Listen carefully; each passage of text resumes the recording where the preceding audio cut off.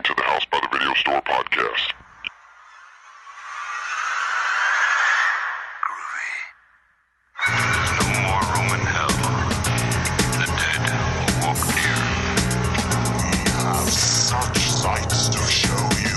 I kick ass for the Lord! Great Scott, keep away! Welcome to the House by the Video Store podcast. I'm your host, William, and joining me today will be Sean. Hello. And no one else. Because due to timing and the way things are falling and vacations, what have you, we're actually recording this not on our usual Sunday night, but instead on September 3rd at 12 in the morning. And in this episode, we're going to be discussing the seminal doll attacking children and adults movie Child's Play from 1988, also referred to by most people as the Chucky movie. Yeah, a lot of times you say Chucky, and it's one of those things where a lot of people think Jason was a killer in Friday the 13th, but no, it's just like this. People normally say, "Oh yeah, Chucky," so no, it's Child's Play. Yeah, the movie is Child's Play. Then like the later titles will be like Chucky something. Yeah, like Bride of Chucky and Chucky Goes to Chuck E. Cheese. And I think Child's Play is a really good title, but it's one of those things where the character is just so big in retrospect, Yeah. Chucky would have been a better title, obviously, because that's what a lot of people, when they're generally talking about it, they don't say, oh, that Child's Play movie, they just say Chucky. Yeah. But it was one of those things where it was so successful. I think that's why people kind of just typically will call it Chucky that aren't really into movies and stuff. Yeah. And then the next movie, then we'll also be covering the Wes Craven movie, The People Under the Stairs, which is one of his movies that's not talked about as much as Nightmare on Elm Street or Scream or his 70s films like Last House on the Left or The Hills Have Eyes. But it is, I think it's about as talked about as some of his other movies like Shocker and some of his earlier entries into the horror genre. Yeah, we decided to do this one too because we've already done Scream. We did all 4 Scream films, right? On one of the podcasts. Yeah. And then we did Nightmare on Elm Street, right? As a podcast. It's so easy to forget all that. Yeah, so we're starting on the deeper cuts of Wes Craven now. Because what better time just to kind of, talk about something, it's still like the horror community is still having an outpouring of, sympathy for his passing. And you see like how many people that really aren't involved with horror at all that, have, made comments about Wes Craven. So it just shows how much of an impact he had across, the industry and how many people whose childhoods were influenced by him and how many filmmakers, Nightmare on Elm Street got them into horror and things like that. So you just, see the very long tail of, his career and how far it stretched to the horror community. And so before we get to those movies, we can go over, at least I watched the season finale of Scream just a few minutes ago. And the MTV series, I watched the version on the MTV app, whatever it's called, where you can just watch the episodes there and use Chromecast, watch on your TV. So apparently on the actual broadcast version of this, they had like a tribute to Wes Craven at the beginning, but the version in the app did not have that. So I did not get to see what that was. Oh. Well, that's cool they were able to throw that in there. So I'm sure, was it anything big or was it just like, in memory of Wes Craven or what? Did you hear what it was? Did not hear what it was, but I would assume it'd just be like an opening title or something that was just kind of referencing him. And I don't know exactly what his involvement with the TV series was. They haven't really said that. I mean, he was listed as a producer, but when you're the creator of not the creator of a property, but the director of the properties, and you're somebody as big as he is, he was likely, producer and all that stuff just because of name alone. Yeah. But with Tarantino's comments on Scream, I'd be interested to hear his feedback on the Scream TV show. Well, he was also Tarantino was also very dismissive of TV in general. I think he said that he watched like one episode of True Detective and couldn't get through it because he thought it was boring and terrible. Yeah, I think he likes CSI. He directed an episode of that, I believe. Well, he said that he liked How I Met Your Mother, Oh, baffling. and then Justified, which makes more sense. Yeah. But And Newsroom, yeah, which makes total sense because his, love for great dialogue and stuff. So it's no surprise he was into a Sorkin show. I would have to just make an assumption here, and I'm making a complete assumption because I have no knowledge. I would have to assume he has not watched a single second of the Scream TV series and probably never will. Yeah. Yeah. But so the season wrapped up. The final episode aired. It did in fact reveal who the killer was, and not to spoil it if you haven't watched it, because right now I'm actually trying to finish up an article to go up on the site just about like if you haven't watched this show at this point, is it worth your time to do so? And kind of working through that, it's like, okay, so does it work as a slasher? It's like, well, there's some episodes where it's it's a pretty decent attempt at that, especially for a TV budget and what they're doing.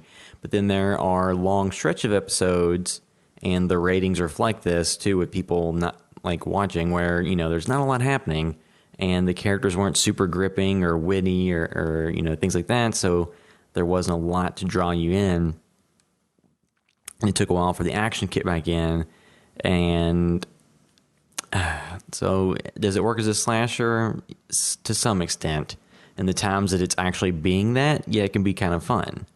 But then there's a lot of filler and subplots and things that don't go anywhere that kind of cut into that time. So was the final episode, was it a situation of like there is some satisfaction because you finally found out the killer was, or did they build up an ending so it felt like, it felt kind of like a satisfying conclusion as far as the season would have been building towards something?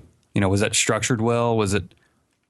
I'm trying to think, like, how. Or did they just lean on the fact, like, here's a tense scene, and here's the killer? Well, I'm trying to think how to spoil this. Like, I think that it was I think you can be kind of loose with the spoilers because.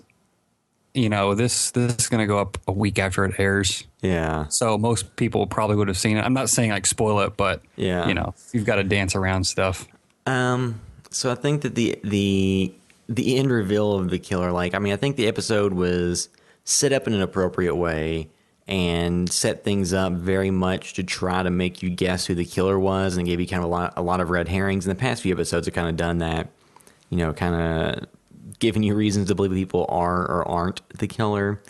And actually, while I was looking at some of the YouTube, trying to find an image for this article, I went through some of the YouTube trailers of the series, and somebody 4 weeks ago called it exactly. Huh. And I was like, wow. Was this, did they call it from or is that just the comments on the trailer where they called it, or did they find something in a trailer that kind of alluded to it? I think it was just whatever trailer, whatever episode that was, it was the trailer for that week. So they just called it, I guess, on what happened in the episode. I mean, and it wasn't shocking. Apparently on Twitter, people were losing their shit over it who are big into the show. And it's like, really? I mean, you didn't see that? But I mean, I think that the episode was laid out in a good way.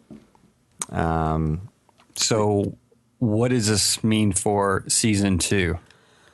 So is there any, build towards that, which I would think there would be? Yeah, there is some carryover plot from season. So in the movies, the first Scream ends and that story is kind of just done.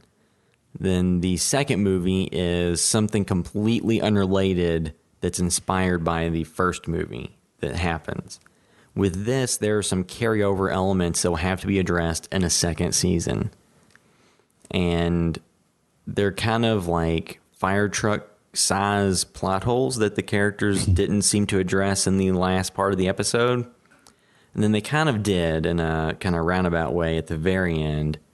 But, yeah, so nothing about the finale or the last 2 episodes really turned it around. If people were hating on it or didn't find anything to enjoy, I don't think it changed the perception of it.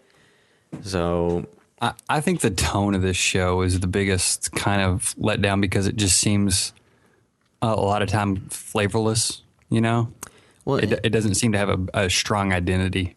And I think too, like something I think we mentioned before, it's like, the big thing about the movies where they were self-referential to horror films and genres and conventions, and they would take some of those ideas and kind of turn them on their head and use them in a way you didn't expect. Whereas this show just simply references like, oh, there's a show called Hannibal. There's a show called The Walking Dead. You can't do a slasher on TV, and it's just that. But then actually, just kind of like a standard slasher beyond that without really doing anything with the things they've referenced. So it's such an odd show. Like if you was to ever say they're making a Scream show, I don't think many people would have described it as exactly what this is. As far as how much they lean on that stuff, and it's just not as playful as the movies.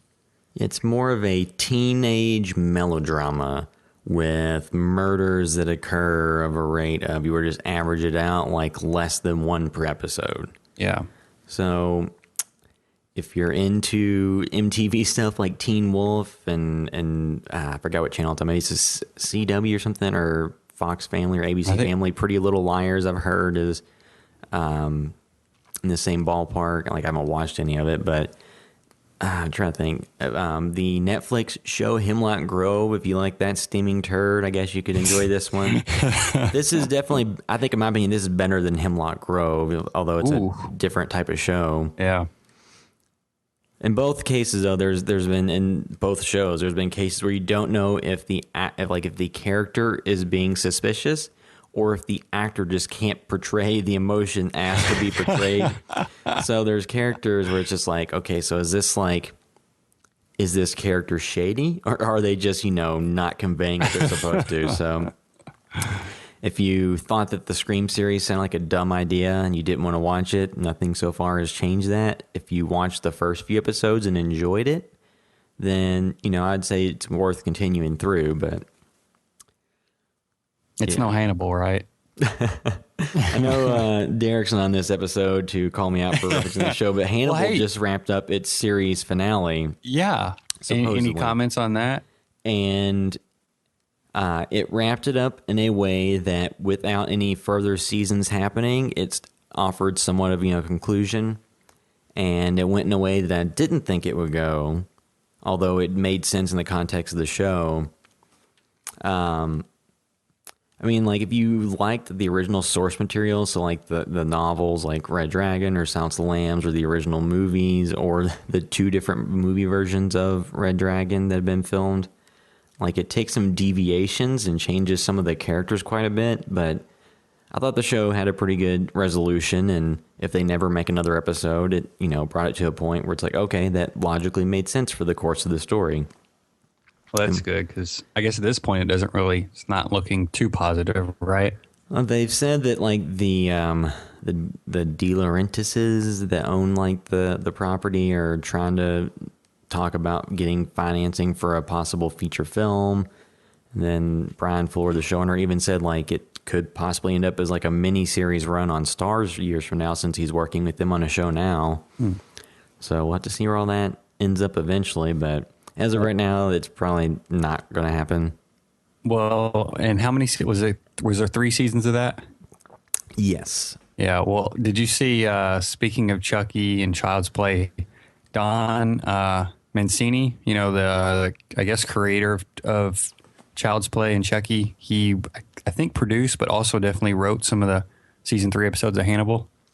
Yeah, I'd seen that. He got that too. But I think he basically just on Twitter said something to Brian Fuller, and then they're like, "Ah, sure, you've worked on horror films." But once again, like this season of so Hannibal is on NBC.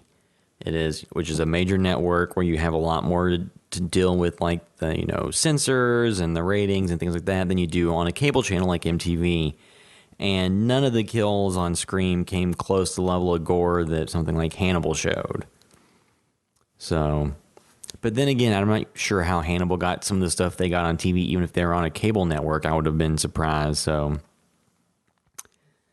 that is some TV discussions of adaptations of film on TV.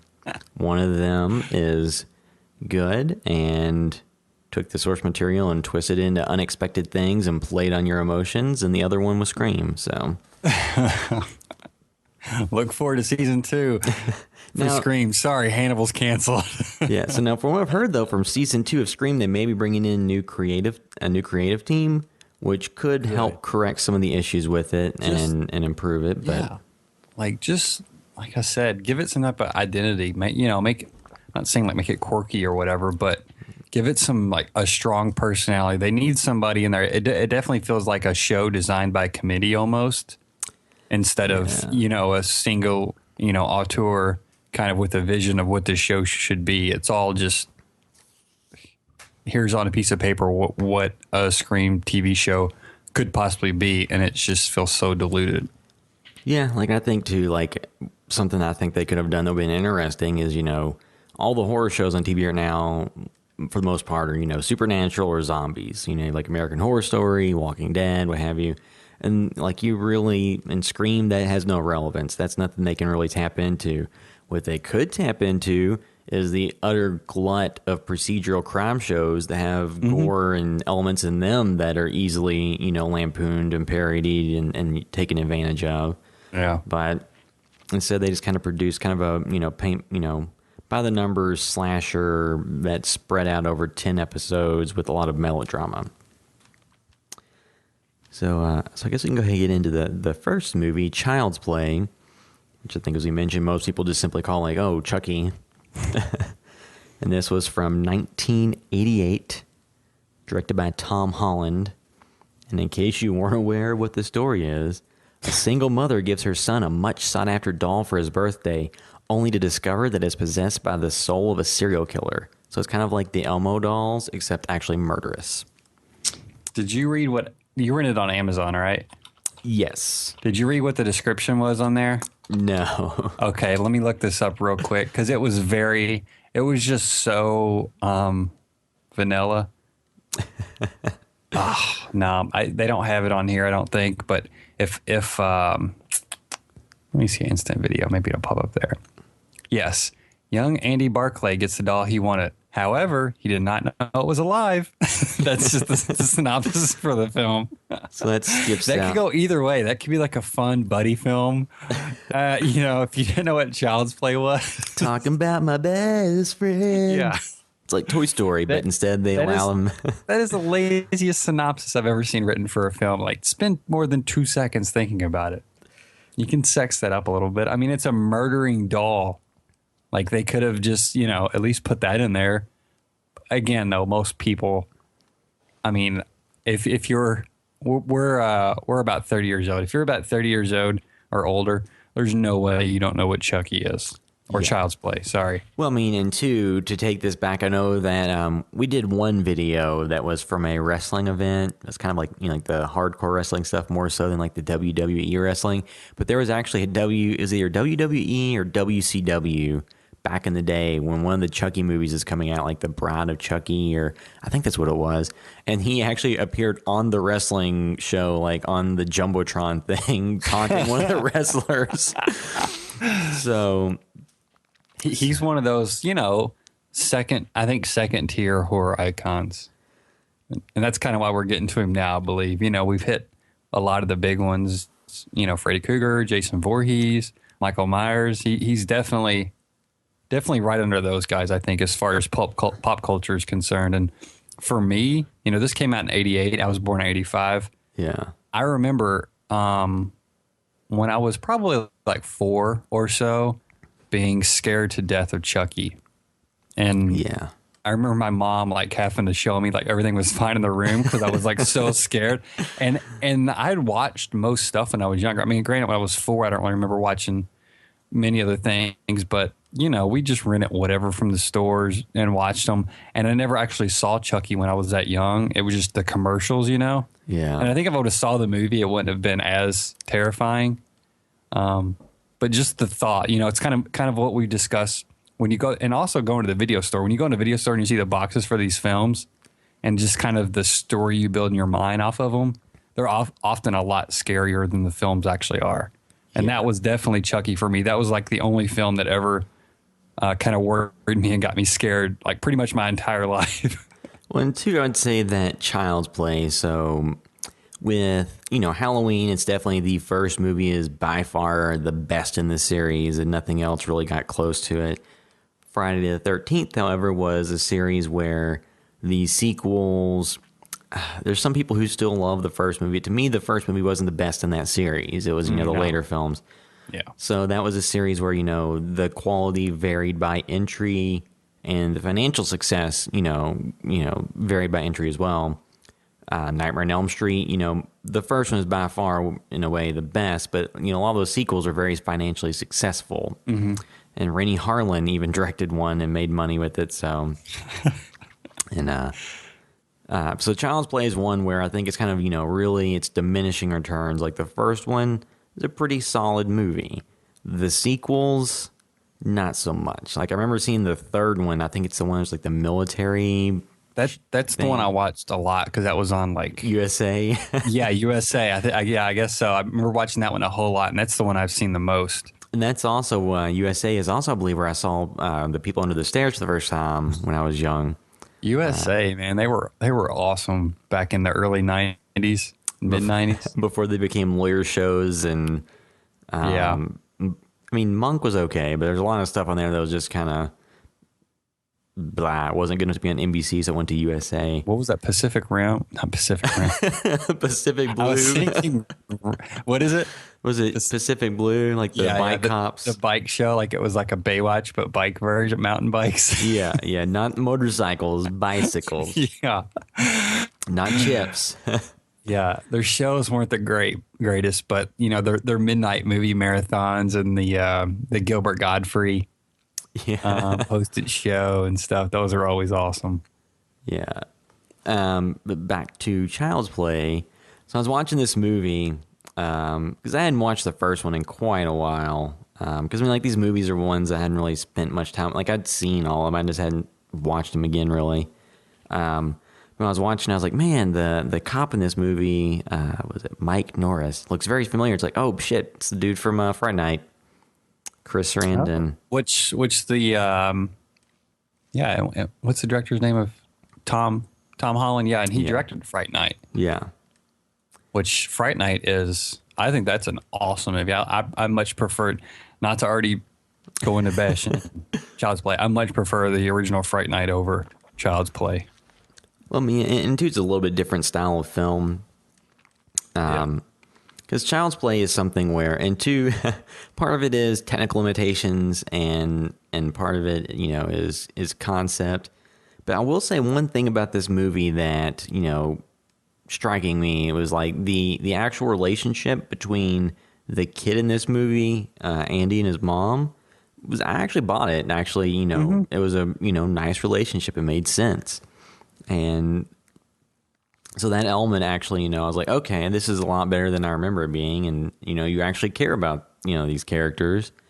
And especially when, I guess we can say we're doing full spoilers for this since it's, if you haven't seen this, why would you listen to the podcast? Or if you care about spoilers, why would you listen to it? Yeah, but like, so when, the Chucky essentially frames the little boy Andy for the murder of his mom's friend, like you don't want the kid to be arrested and put in a mental institution and all that, and two, I have to say like the concept, this was relatively like a high concept movie for the time, because it's a very weird mixture. So a white dude with long stringy hair is like a voodoo priest and gets he's a criminal and then gets killed and uses his voodoo to take over the body of a doll that's in the general vicinity of him. So because I was watching this, and it had been a while since I watched the first one, and I was like, the opening, he does something right to become the doll. If he just becomes a doll, that's the very Freaky Friday electric hits. And then it's like, oh, okay, I remember. Yeah, he actually uses like a voodoo spell, but like it doesn't make a lot of sense that he does that spell. No, like why? Yeah, it's just we got to get into this fast. We got to get Chucky on screen as quick as possible. And out of the gates, Brad Dourif seemingly dies and transfers his soul into Chucky. Which I love Brad Dourif too. That adds some weight too. I would say, like, I mean, it's not that outlandish compared, even like Evil Dead, like they get a tape recorder and listen to it and unleashes spirits. So like all these horror movies have a pretty, easy setup to get into them.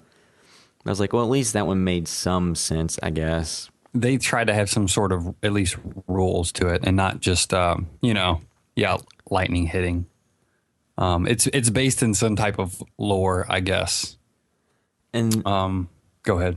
And then like the other element of it is like the physics of how the Chucky doll works when it's possessed. Like when it, when the character is in it, when it's Charles or Chucky is, taking over the doll, it's like, so would a plastic doll really have the physical strength to stab someone with a knife? There's a lot of stuff. So it's like, does he have human strength? Does he, like, what exactly level of strength does he have? What can he do? What can he not do? Because he knocks somebody out of a window pretty easy. I think, just like Ant-Man has like, the strength of like an ant or whatever, or a man in ant size. I think Chucky should have the strength of Brad Dourif. And you know what I mean? Like they could almost make that concession. Yeah. And that would like give you some type of like lore and rules for the world to live by. Because it's just totally. And make it scary. Yeah, it's totally goofy. Because if he only has like the strength of a small child or of a plastic doll, if he's running towards you with a knife, all you have to do is just kick him and then pick him up once he's flown across the room, and then there's no way he could reach you because his arms are just inches long, and then you could just rip off every limb on his body, take each of them and put it in a shoebox, fill it with concrete. Once it's done, yeah, that's a good concrete. Put each of them in a different safe, and then drop each of the safes in a different body of water, and problem solved. But as this being a horror movie, that's obviously how it works. And too, like I mentioned earlier, there's like the technical aspects. So I think that technically, watching this now, this is made in 1988. And it was made on a budget of $9 million, which was a decent chunk of money back then. It was more than a lot of the cheap slasher movies. Not that it's directly related, but People Under the Stairs, was that like made for like $4 million or something? $6 million? Yeah. Wikipedia says $6 million. So that's a pretty decent budget for a new franchise. Yeah, and I think part of it is like the slasher boom.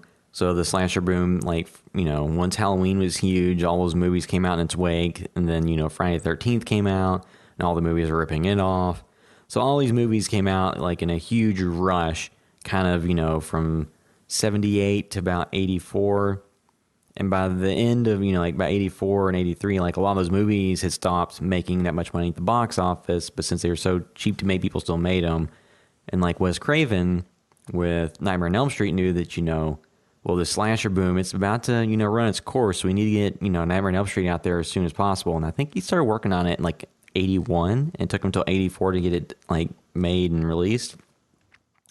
And that kind of introduced the high concept slasher, not just the, cheap, low budget slasher movie.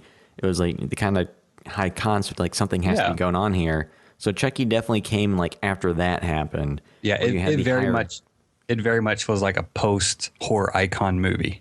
Yeah, like they knew what they were building. And the actual puppetry for this looks pretty good. I mean, for the most part.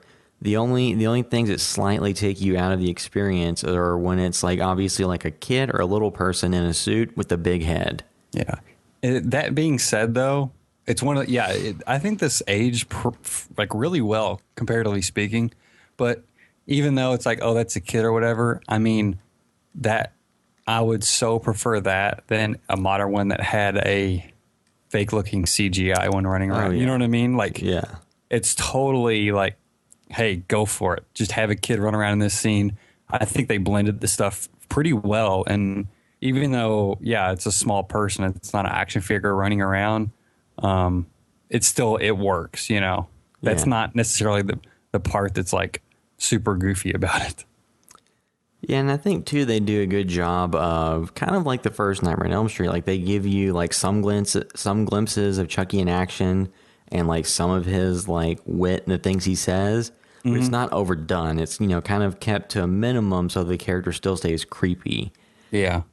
And like the later entries in the series, he talks a lot more and does a lot more stuff. He's like almost the central character. It seems like, you know, Yeah. It's been a while since I've watched those later ones, but like The Bride of Chucky and stuff with Jennifer Tilly. Yeah. And like where they introduced her character and she was in like a few of those last ones. Yeah. But yeah, he had a total change, just kind of like, you know, just like the Friday the 13th movies evolved and Nightmare on Elm Street. But he kind of already started, you know, as we said, he kind of already started at a certain level of being very self-aware of like the horror icon status and kind of having a playfulness to him. So it looks like they probably had in mind like, hey, this could be a nice franchise. And it's one of those ones that kind of paid off for them.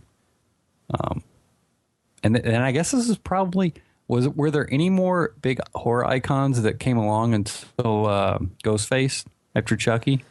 Because, you know, horror kind of started slowing down as far as the mainstream right before Scream.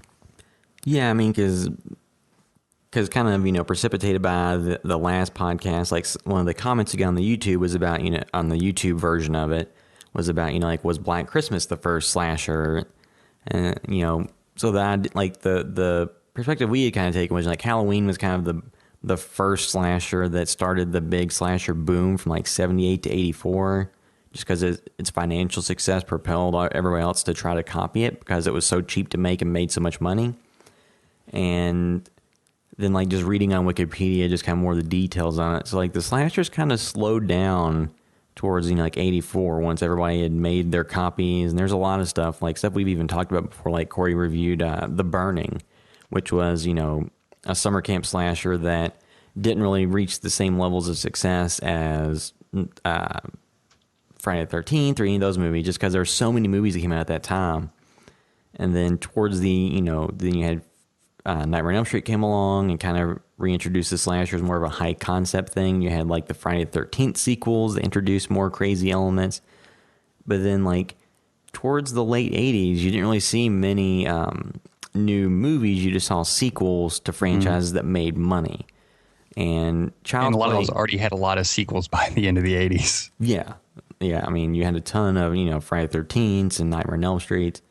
And then Child's Play kind of came, you know, towards the end of that with a new twist on the slashers.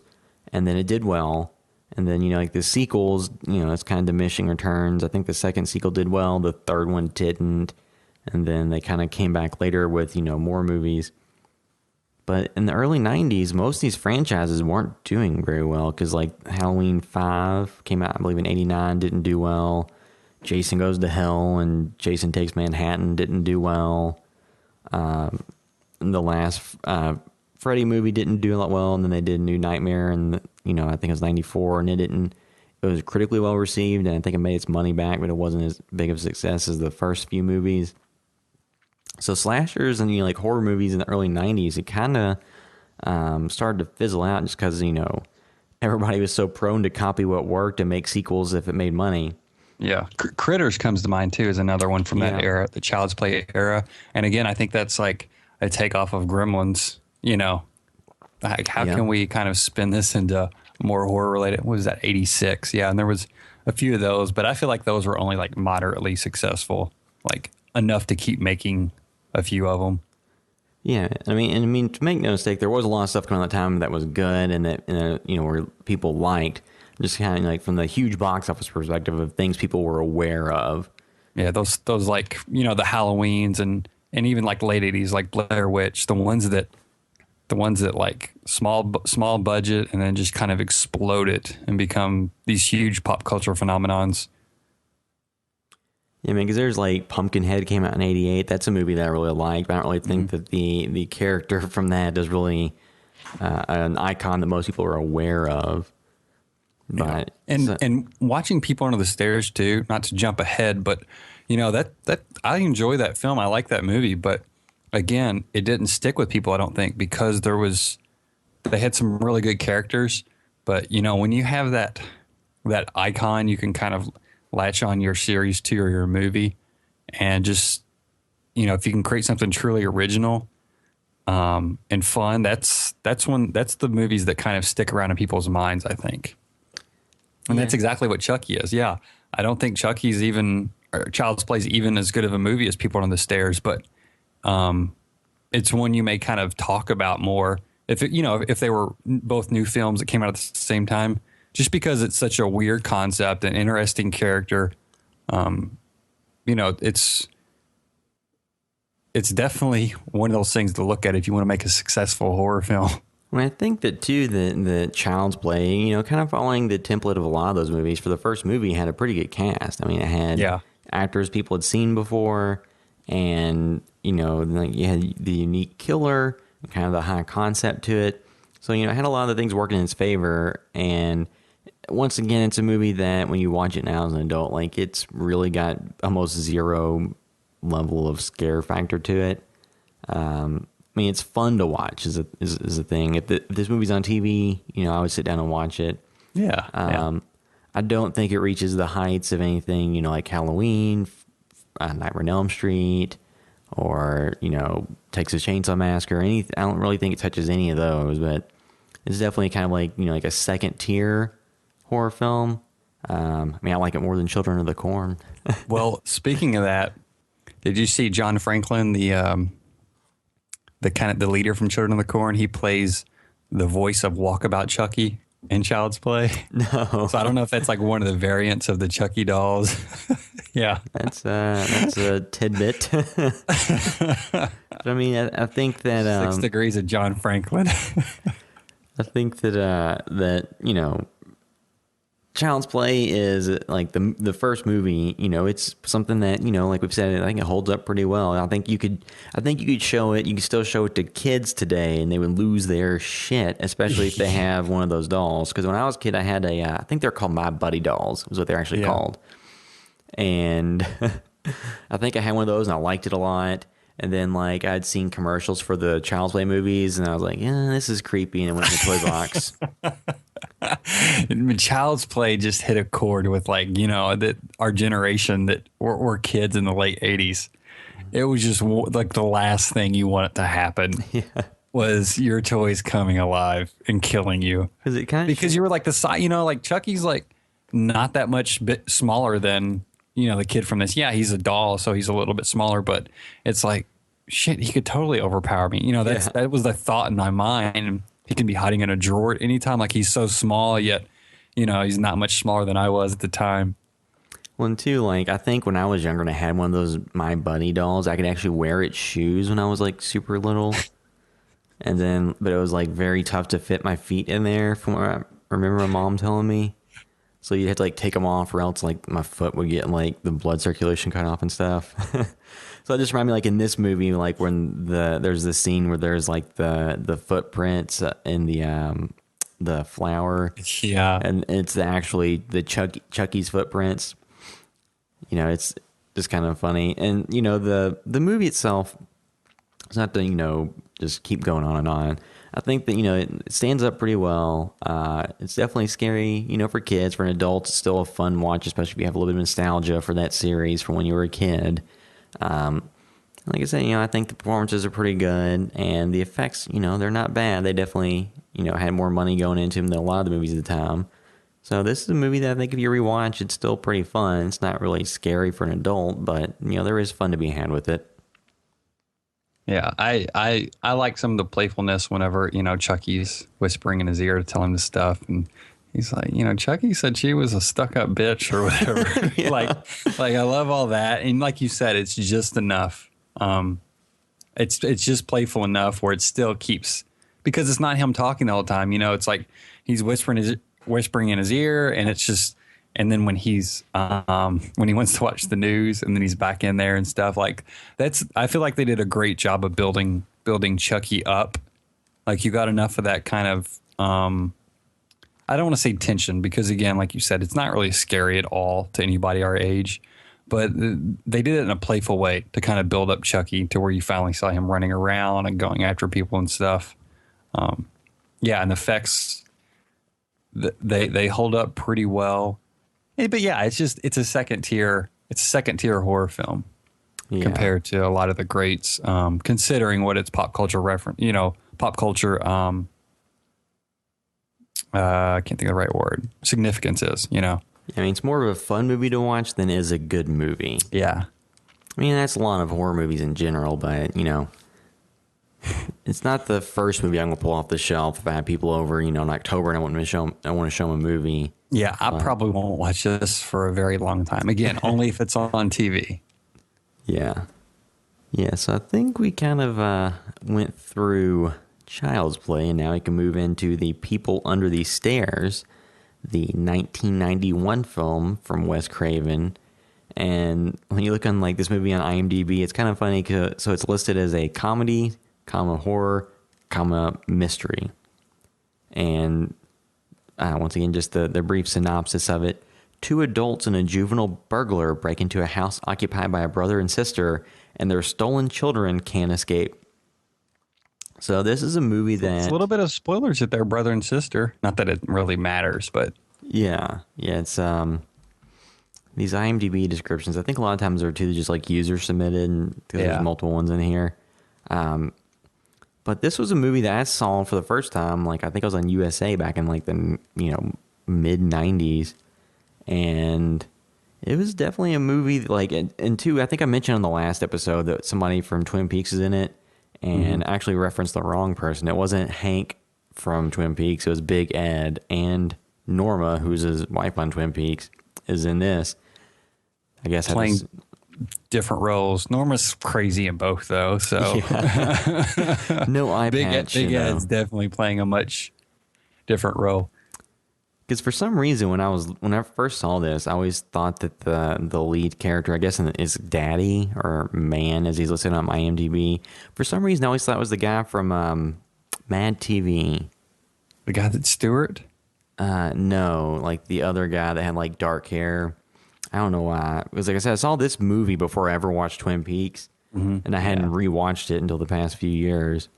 But this is a movie where it's kind of hard to categorize exactly what it falls into, and box office wise. I think you mentioned that the budget for it was reported to be $6 million. It made $24 million, so likely enough to be profitable, but not anything on par with Wes Craven's biggest hits. But I'll be interested to see what the reaction to this movie was when it came out, more so than just the reviews, what the general consensus to it was when people went and saw it and walked out of the theater. I thought it was an interesting concept, because the main character is a young kid, Full, who is in this house, and there's people under the stairs who are cannibals because they've been put down there, and there's a guy that's had his tongue cut out who's crawling through the walls, and there's a guy running around in a leather S&M type suit with a shotgun killing Ving Rhames. Yeah, there's a lot of fun elements to this movie, and I feel like I saw this description somewhere, but you could almost, along with horror, comedy, all that stuff, you could almost throw in fantasy in there a little bit, because it is so playful. It's a horror film, but there's just so many so many elements, and it's one of those creepy house in the neighborhood, or even people in the walls. There's certain films like that, genre films. It reminded me of The Burbs a little bit too.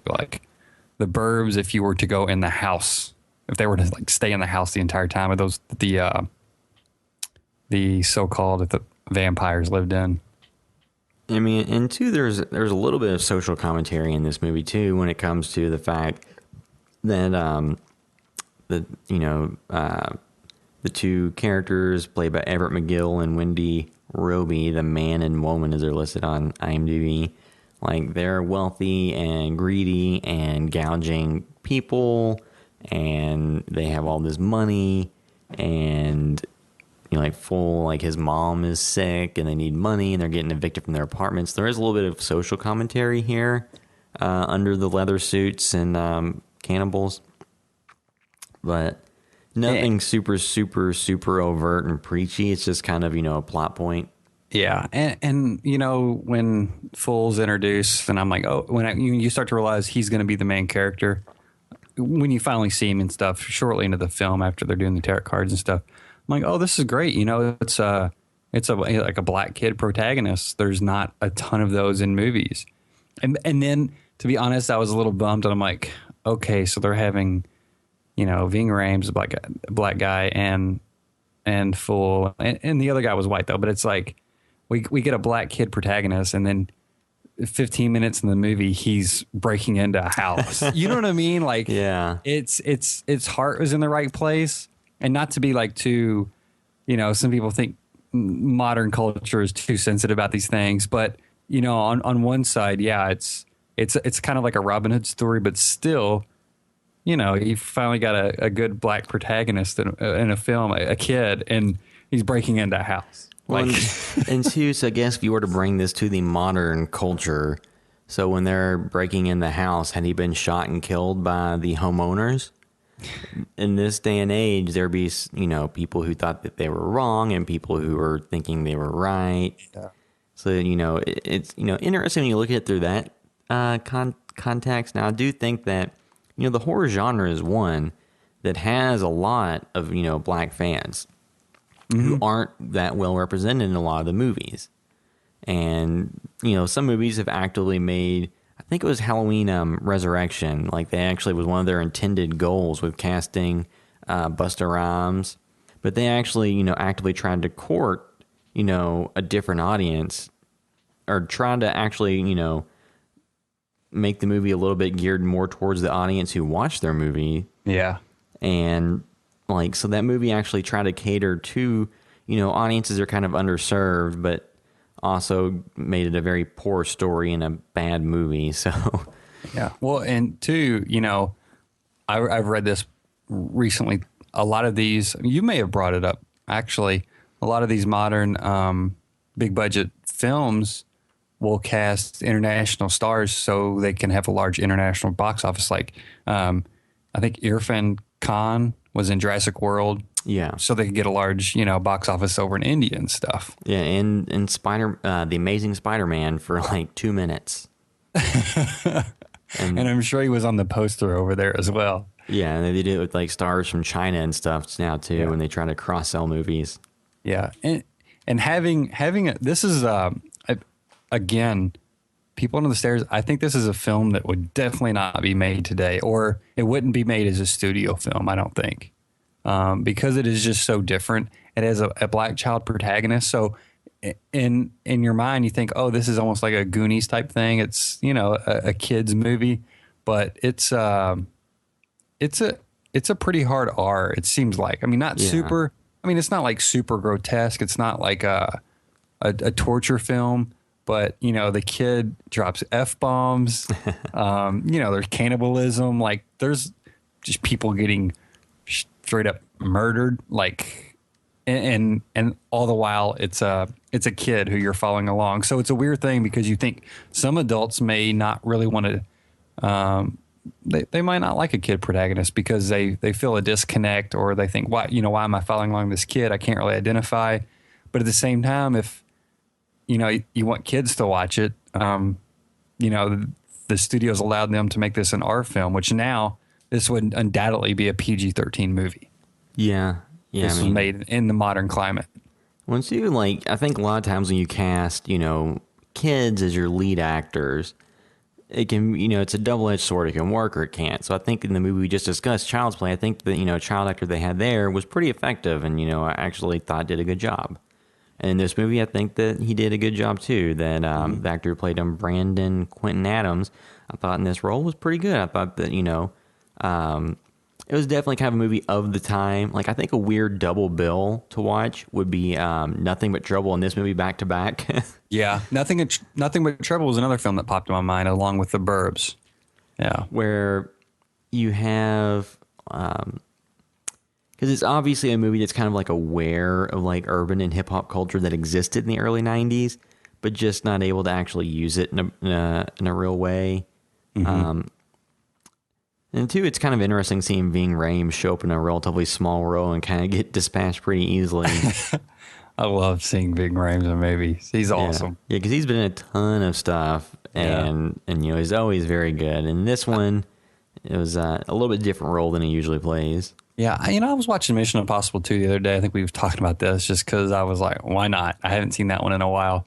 And Ving Rhames, for how awesome he is and how many films he's been in, again, like off the top of my head, he has never been like a lead in any type of major film that has been, a kind of any type of had a success with any type of longevity as far as pop culture and stuff. And it absolutely, undoubtedly is, I think, because he's black, because, studios are probably afraid to cast, the black male lead, because he is like, he's a great actor, and he's just has great on-screen presence and everything. But he's just, as much as he's used, I feel like he was still underutilized in his career so far.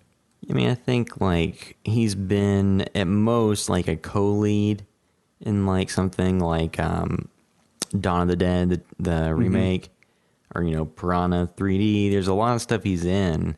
Like Pulp Fiction was one of his best roles. Yeah. And I mean that was a huge ensemble movie anyway. Yeah.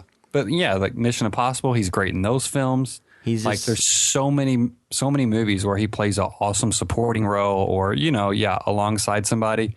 But it's like, where's the Ving Rhames movie? I want to see that, and he's not getting any younger, so it's just a shame. Yeah, I mean let's see, yeah, because there's a few movies he's been in where he's like a lead, but he's never really got like a big budget franchise of its own. But then, but he's had a good career, and yeah, he definitely has. I don't have to look back for context, but 91 he wasn't as big of a star as he would be today. So to have kind of like a smaller role in this, and it's kind of weird watching this now, knowing who the actors are, because Everett McGill, who I mostly know is playing Big Ed on Twin Peaks, where he's a much, much different character. It was odd watching him play completely against the type that I, had thought of him as in this movie. Which shows his range, I mean, it was a very playful role. It's not like he was, doing anything super convincing as far as emotionally, but Yeah. You can tell he was they were both having a lot of fun with this. And this is just what I saw in the trivia on IMDb, that Wes Craven cast both them after seeing Twin Peaks. Obviously, Yeah. it wasn't a fluke. I can recognize that much, but it's just good to see that he saw them, liked them, and said, "Hey, I'm just going to have both of them in a film together." There were no drapes and runners in this. Yeah, I mean that. How often does that happen? Like never. Not that I can think of. When you cast somebody and essentially, granted they're not husband and wife, but they essentially play that role in this film. Like I have seen, like there have been instances of actually this is before it happened. So if you rewatch The Mist, the 2008 film that was based on a Stephen King story directed by Frank Darabont, and then of course Frank Darabont would be the showrunner for The Walking Dead for its first 2 seasons and directed the first episode. A lot of the people who were in The Mist showed up in The Walking Dead. There was multiple people in that movie who were characters on the show. So you don't really see that too often. And I think that was more of just, he had worked with them in movies, and when they cast the show 4 years later, they were people that, came to mind and fit the roles. But People Under the Stairs, it's a movie that doesn't really get talked about a whole lot anymore. It's not, Craven has a number of movies that don't get, talked about all the time, like Shocker or some of his earlier stuff. And all of his movies have been solid, and they've all typically performed, at least enough to make their money back. It's just, I think this one was kind of like an out there concept, and kind of like you said, like it didn't really have any major like hook to it that drew people back. But when you watch it, in and of itself, it's an interesting movie that tackles some of the concepts. It definitely feels a lot more of its time, than some of the other movies he's done. But I still think it's a fun watch. Yeah, I do. I definitely think it's a fun watch too. And it, he was such an interesting filmmaker too, because he would at least try to give you something you'd never seen before, or he wasn't up for doing just the cookie cutter films. He's from the very beginning with Last House on the Left and The Hills Have Eyes. I mean, Nightmare on Elm Street, how far out that concept was, and just the whole thought of it. The kind of freeing abilities of having this dream world slasher that could do anything he wanted to, and then with this, Scream, obviously he didn't create that But he's always very playful with his films and kind of playing around with different concepts and ideas and like we've said before, like I would much rather watch a film that does something interesting than one that is just moderately well done that I've seen a million times before.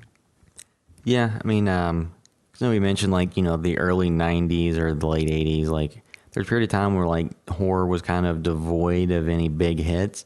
But you did have interesting stuff coming out like this that, made some money and, made a little bit of noise, but wasn't like the huge success of, some of the prior films. And two, like, did you see so before Wes Craven passed away, he was working on a few television series development deals, and one of them was for a People Under the Stairs show. It's going to be on Sci-Fi. Yeah, I saw that on Wikipedia. And I didn't look at the article, the reference article, to see when it was from or anything. So apparently that's still, from what I've heard, those projects are still in the works.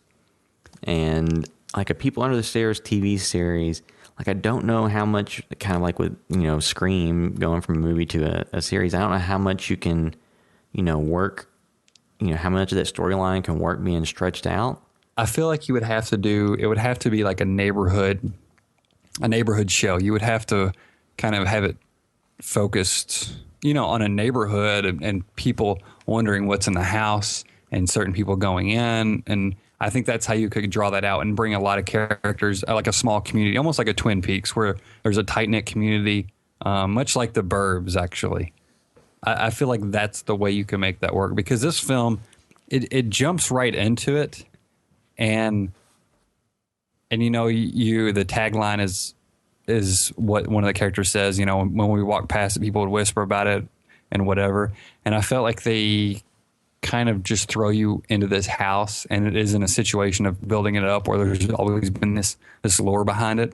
They kind of bring that up after the fact in the movie, like 3/4 of the way in where, not to keep bringing it up, but something like the Burbs, the whole beginning part of that film is all of them like, what the hell is going on in that house, and so there was this guessing game and it kind of built up this mystery. And with this, I feel like, it was with the story they built, but I feel like it could have been a lot more playful and a lot more fun if a mystery would have been built up around the house before it was revealed what exactly was going on in it. Yeah, because they, like you said, they kind of jump right into what's happening. I think for the TV series, like for people who've seen the movie, ultimately what's going on.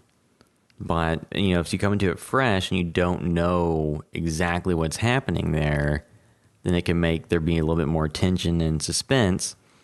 But as it is, I think that this, at least in Wes Craven's filmography, it's one of his movies that works, but it's not in his top tier. It's, you have, stuff like Last House on the Left, The Hills Have Eyes, Nightmare on Elm Street, Scream.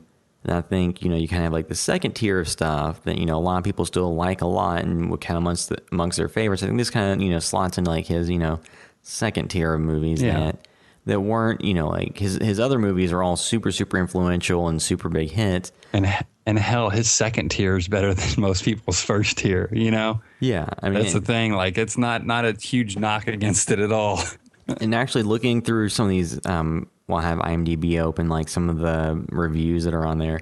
Like somebody actually made a good point that this is kind of like a fairy tale, like a dark fairy tale. Yeah. And it's like, I think that very much is an apt description of it because, it's kind of got the classic elements.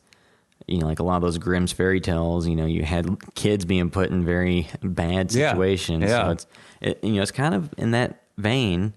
Then too, and there's a lot of these movies like this, like the version I watched wasn't a great transfer or anything. A lot of movies from like the 90s and like a certain period of time just don't have very good transfers of them. Because like I mentioned, Nothing But Trouble, like the DVD copy of that is garbage. And it's not even a widescreen. And I have that DVD as well. Yeah, so the version of this I watched wasn't very clean. I watched, I rented it on Amazon and what I saw looked good. The whole film looked great. Okay. And there was like some pretty good and stylistic cinematography in it, especially like towards the end when I'll just call him Big Ed. When Big Ed's running around the gimp suit with a shotgun, there's in the basement and stuff. There's there's a lot of fun stuff with that. And also, one other thing I kind of, I don't want to say I picked up on it, but this film made me think of Psycho a couple times. First of all, let's see. I'm trying to think in order. For one, they do kind of the Hitchcock dolly in, zoom out effect. From I think that was first in Vertigo. Yeah. So they do that. There's another shot where somebody falls down the stairs, and it's not shot the same way, but it's still that overhead shot, and they fall down. That very much reminded me of Psycho as well. And then the woman, or we'll just call her Norma, just the way she like wields that knife in the kitchen and stuff, like all that felt very Psycho to me. Hitchcock's Psycho. But he all does this stuff in a different way, a different presentation. I also kind of liked, for the beginning part of the movie, he utilizes the dog a lot, and I was thinking, man, this must have been a pain, like having to work with the dog as far as on the set.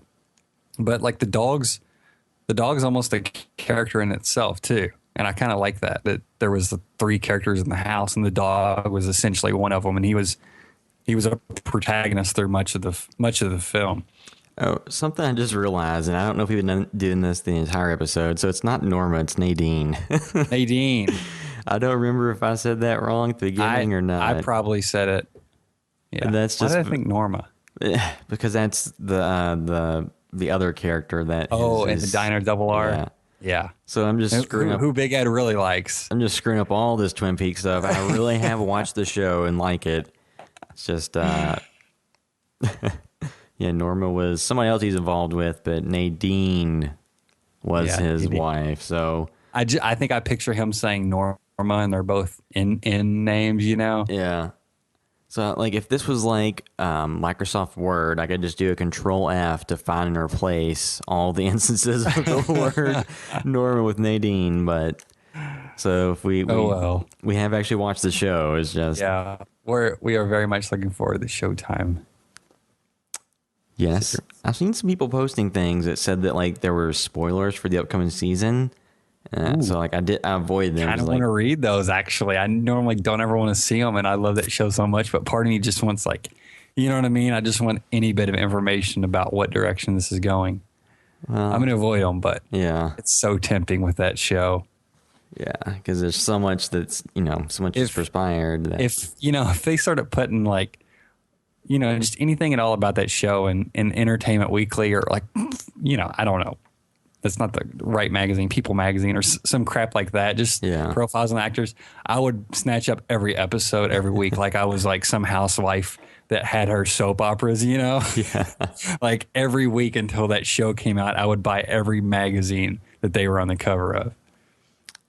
Yeah, so that's something I'm definitely looking forward to, and like I said, I'm just going to avoid any spoilers on it that I can, because I think if you spoil certain elements, if you spoil it, then you probably kind of spoil the big elements of the show. Yeah. Hopefully it's just small stuff, because you would think anything big they would be keeping under wraps. So anything else big about People Under the Stairs? I liked it a lot. I think I had some pacing issues. It kind of slowed down in some parts.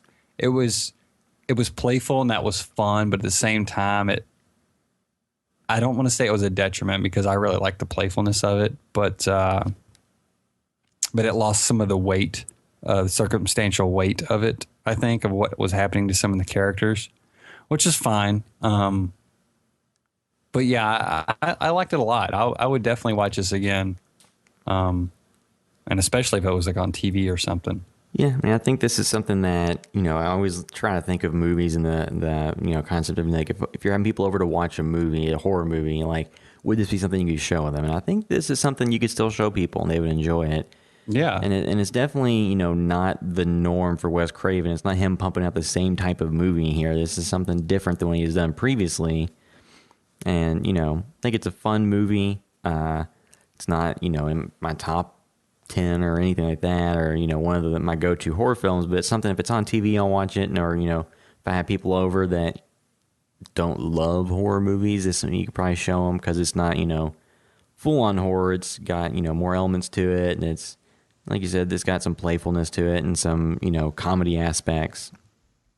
This, for me, it falls under the category like I'm really glad it exists. I'm not, yeah. Again, it's not like one of the best films ever, but I'm so glad it exists.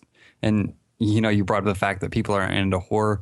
My mom actually came over while I was watching like the last half hour of it, and she kind of got into it towards the end. She's like, "Oh, I really like that movie." She only saw the end of it, but she was like, "I really like that." She said, she doesn't like horror typically. She's like, "I can't handle she's like, because it's like, she said, this movie's like, it's like unrealistic because she can't handle like Halloween or Friday the 13th or anything, even those, because it's like a killer coming after somebody. And she's like, I just can't do that and be at home alone and everything because it freaks me out too much. I try to watch those films, but I can't. But yeah, you brought up the exact same point I was going to. This is a film that even if you're not like a quote unquote horror fan, there's so many different elements like the fantasy, the comedy, and it's very playful. And sometimes those are my favorite horror films because it's hard. A lot of stuff doesn't scare me. Like a lot of movies will have their moments, but I like movies where a lot of things are going on. There's a lot of different kind of emotions going on, tones. And this film has a lot packed in there, even if it's not presented perfectly. And everything's, it could be better. It could have been better, but it's so different. Like I'm fine with the way it turned out, and I would definitely revisit this film again. Yeah, I mean, I think that would have to fall pretty much in line with my thoughts on it. So I think that wraps up our discussion of The People Under the Stairs. Yeah, let us know what you think about this film or Child's Play, aka Chucky, in the comments too. We got some feedback last week, some good feedback too. Yeah, so if you have any strong feelings in either of these films, let us know. As always, if you have any comments or anything like that too, you can also leave us a review in iTunes. That just helps other people who may find the podcast know if it's something they're interested in. You can also just find everything we're doing at housebythevideostore.com. We have links on there to our YouTube, Vimeo, Facebook, Twitter, Instagram, just everything you can find links to on there. Especially our PayPal donation page. Yeah, when you go there on the banner, it's there's a donate button if you want to throw some cash our way. Because I think I can't talk, as we mentioned before, like all the movies we go and see, like the new movies, it's all out of pocket. We pay for everything and server costs, all podcast hosting. Then even like when we do some of the videos, if it's something we don't necessarily have. So like I did the soundtrack swap of The Guest and Halloween. Like I already had Halloween on Blu-ray, and The Guest I had bought last year on Amazon Digital HD to watch, to review that, and just because I wanted to see it. But there was no easy way to get a digital copy of it where I could edit it, so I had to go and buy the DVD or the Blu-ray too. So just like all these videos, if we don't have physical copies of them, we have to buy them, because piracy is an option, but typically a lot of those copies aren't very good and don't have all the audio options we need. And we want to support, for the most part, we want to support horror and keep these things going. Yeah. And typically we'll just rent, like Amazon, we'll just rent the movie we're doing for the podcast too, if we don't actually need a copy of it for any video reviews or video content. But for those, we have to buy Blu-rays if we don't have them. Yeah. So running this stuff's not free. Yeah. And if you have any, films, if you work for any type of production company or whatever, any films you want reviewed or short films or anything, be sure to send us an email to, what is our main email when it blasts to everybody? Is it news@housebythevideostore.com? Yeah, that'll go to everybody. And you can also just go to the, on the site, there's a contact us form that you can go to that should email everyone. Or like you can also, directly reach out to our social media accounts, or you can, if you want to directly contact any of us. Because on Twitter, I'm at Will_droid. And I'm at Blevins Sean. Yeah, and I mean, if or our main account too, you can send a direct message to our main account. HBTVS_official. Because we have had people send us some things through Twitter, and two, like sometimes when people send us, I've seen like a few things come through that were like short films that people kind of made just on their own, like, you know, if we were to make one.